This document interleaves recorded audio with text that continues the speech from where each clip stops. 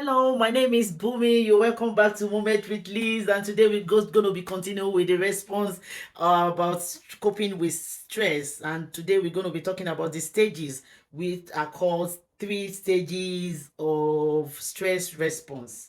You know, stressor that we discussed earlier can cause you to experience any or all of these stages. Stage one, mobilization of energy. There primary stress, which could be a near car accident that you miss. Uh, and sometimes we can deliberately enter into stressful situation. For example, a day before our wedding or a day before an event, you know, or the night before a major event in our life, and that is a secondary stress. you know while the other one is a primary stress, is just because we didn't know that that would happen, like the near car accident. We were not expecting it, that's why it's an accident. But the secondary one, we are sure we have the plan of something coming up, and now is a night before we stressed, and that is why it's called secondary stress. So those few things might be happening with this stage one. Heart rate increases, we breathe rapidly and we breathe short gaps, we experience cold sweat, we can have butterflies in our stomach, that is indigestion or no appetite. Sometimes we might feel dizzy or lightheadedness. Such this or some other similar things might happen, when we have in the stage one. That is mobilization of energy. And in stage two, which is consumption of energy, if we don't have relief from stage one, our body begins to release some sugar and fat and consuming vital resources, and that might lead to us feeling driven. We can start feeling under pressure, becoming exhausted to the point of fatigue. We might overeat, or we can have poor appetite to or poor diet.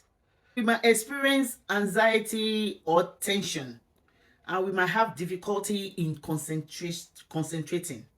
You know, we can suffer some illness such as cold, flu, or flu-like symptoms, malaise, and all that.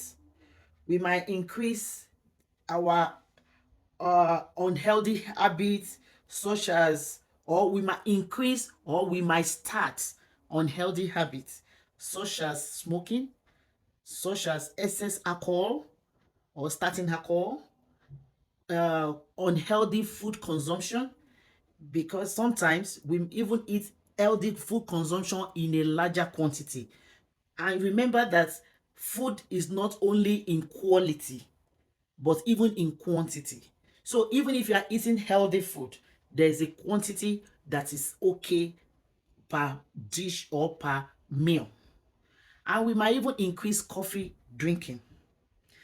So it might be more than this, but these are the few ones that we want to talk about.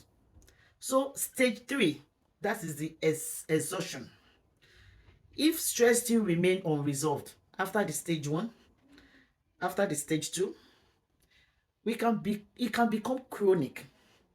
Our body begins to need more energy, and requiring more resources that is greater than the ability of the body, the body, what the body can produce. And we can start developing serious illness, such as heart disease, stroke, high blood pressure, mental illness, most especially depression. If you are some of them, or some people can also experience difficulty in sleeping, error in judgment, and personality change. uh Anger, you know restlessness, and unfriendly attitude. So all this can lead to all the stages. I talk about the stage one, stage two, and stage three. Can you now see how difficult and how serious unresolved stress can be?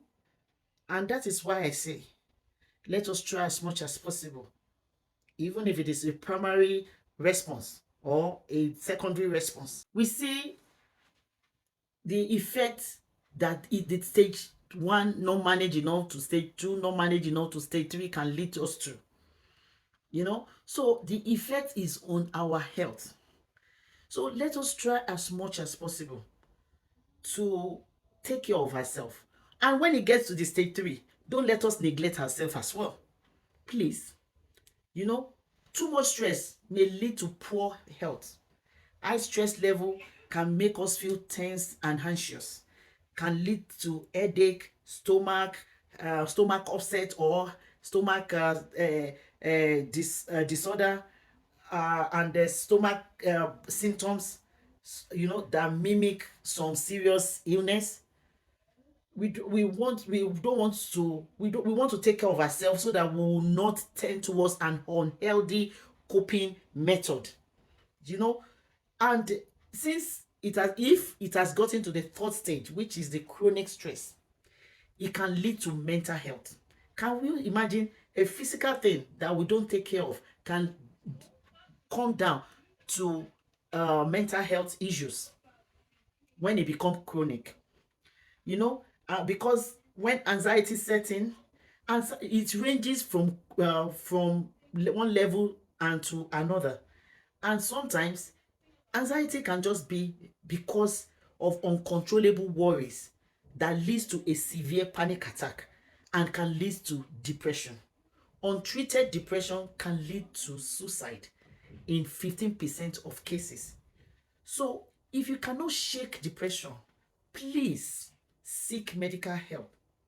If you cannot shake all this that we're talking about, seek professional help.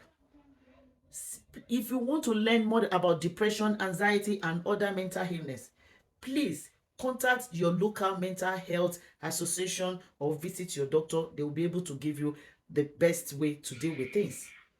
Another thing that stress can lead to is heart disease and stroke. Stress can have a deadly consequence. It is a risk factor for heart disease and stroke.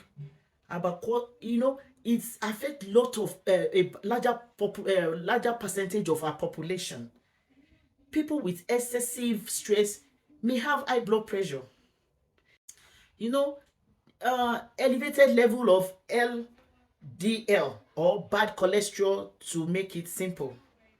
They become obese.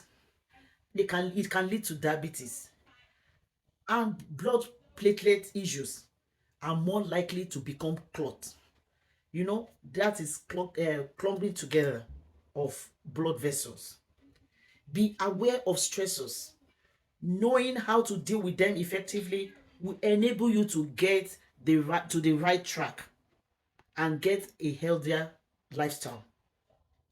If you need to know more about heart disease and stroke, you can contact the heart disease and stroke in your vicinity. They are there. They have the foundation.